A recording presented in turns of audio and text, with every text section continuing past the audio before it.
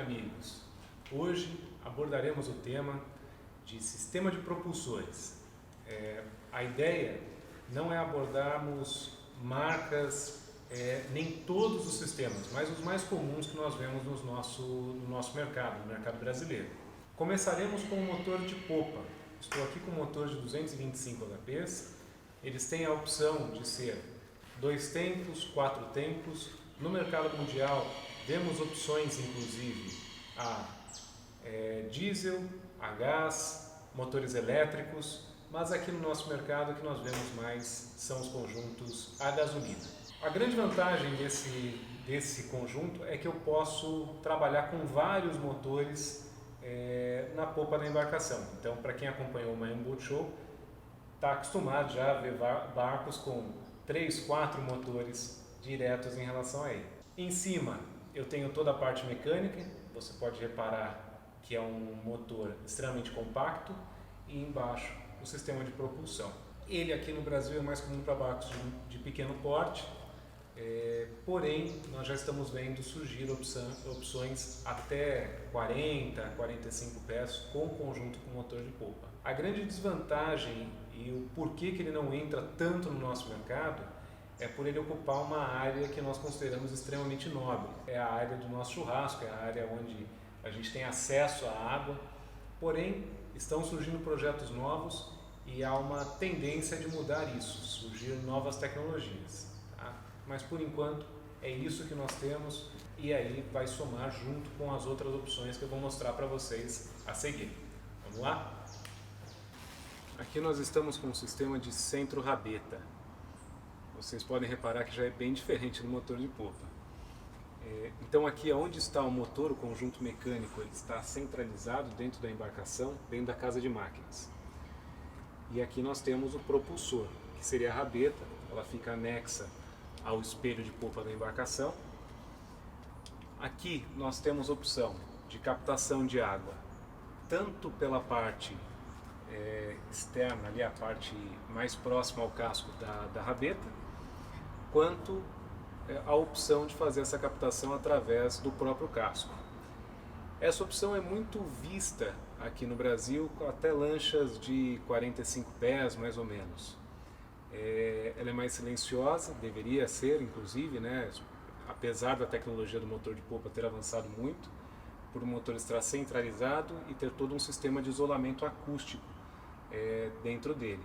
A embarcação tende a ficar mais equalizada também, pela distribuição de peso do conjunto mecânico. Eu tenho facilidade de leme nos dois conjuntos, por o leme, a propulsão se mover de acordo com o timão, com o volante.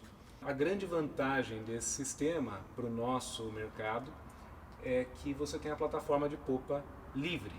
Com a plataforma de popa livre, ela te proporciona algumas características, tanto espaço gourmet para fazer um churrasco a bordo, quanto sistemas como esse dessa embarcação, que proporciona com que a plataforma de popa entre dentro da água e forme uma prainha ou algum item de recreação da própria embarcação. Fatos esses que a gente não consegue proporcionar no motor de popa. Este é um sistema não tão comum para nós, mas é o sistema de hélice de superfície. O motor, assim como o sistema de centro-rabeta, o motor também está centralizado e aqui apenas o sistema de propulsão. Isso é muito comum no Brasil para barcos de performance, porém também é uma opção para lugares com problemas de calado. Então, por exemplo, a região de Recife, região de Barra do Una, elas acabam tendo embarcações de maior porte com esse tipo de propulsão. Neste caso, os escapes saem pela parte superior ou pela lateral do casco. Essa hélice ela fica mais à flor da água, metade dela fica coberta pela água durante o desempenho e ela acaba tendo uma maior performance de velocidade durante o uso. O que seria o item ruim desse conjunto? Apenas a questão de manobra. Porém, isso é apenas um costume. Pegando o jeito dela, você consegue manobrar também muito bem. Então, essa daqui seria a nossa terceira opção de propulsão. Aqui nós temos um dos sistemas mais tradicionais para barcos grandes. Então nós temos aqui o sistema de eixo pé de galinha. Neste caso, o motor ele fica mais centralizado na embarcação. Eu tenho um eixo direto com uma hélice na ponta. Essa hélice ela tem a mesma função dos mecanismos anteriores, que seria de empurrar a água. Aqui, diferente dos outros propulsores mostrados até agora, o propulsor não gira junto com o sistema de direção. Aqui nós temos um sistema isolado de leme, aonde ele perde um pouquinho de eficiência em relação aos outros conjuntos. Qual que é a grande vantagem desse modelo? É a sua simplicidade. Então, aqui eu tenho menos módulos de condução. Em contrapartida, eu tenho a emissão de gases, os escapamentos. Eu preciso ter eles à flor d'água, o que aumenta um pouco a trepidação. Mas é um sistema extremamente simples, extremamente confiável e é o que nós veremos de mais comum atualmente no meio de embarcações de grande porte. Aqui acredito que estamos com o ápice do nosso vídeo. Este é o sistema mais novo, o sistema atual que os grandes estaleiros também têm aderido, que é o sistema IPS. Neste caso, o motor ele fica centralizado, mais a popa do que o sistema de pé de galinha. Isso propicia um pouco mais de espaço interno, você consegue ter um aproveitamento melhor do projeto pelos fabricantes e ele é completamente diferente. Você tem os hélices, ao invés de empurrando a água, você as tem puxando a água, como um sistema de uma turbina. O escape, ele fica na própria rabeta e com esse sistema, essa rabeta ela gira embaixo da embarcação, propiciando assim uma maior facilidade de manobra.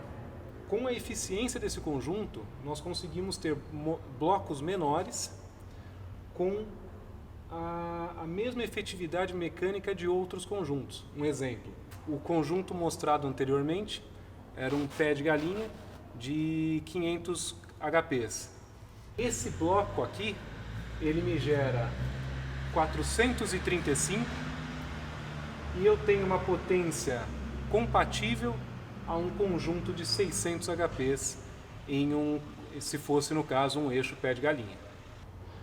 Quando nós abordamos a diferença entre esse sistema IPS e o pé de galinha, é importante também salientar algumas coisas. Então, nós temos aqui, devido ao bloco menor, uma redução significativa do consumo. Nós estimamos algo em torno de 20 a 30% de redução. O nível de ruído em função do escapamento ser na rabeta ele é menor. A trepidação da lancha, devido a essa emissão de gases dentro da própria água, ela acaba sendo menor também.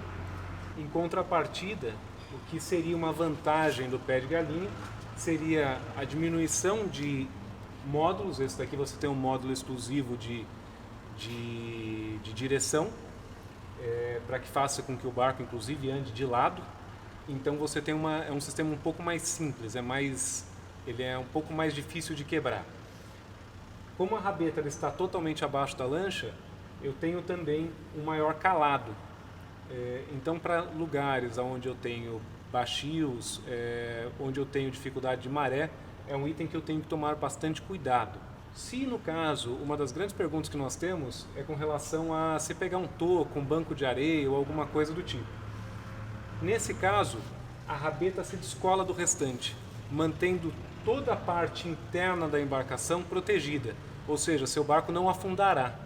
No caso de um pé de galinha, que as pessoas usam como um argumento que o eixo você consegue fazer uma manutenção nele e continuar usando, porém, se você pegar um toco de uma forma extremamente agressiva, ou se pegar um banco de areia de forma agressiva, ele pode entrar no casco e sim o seu barco afundar.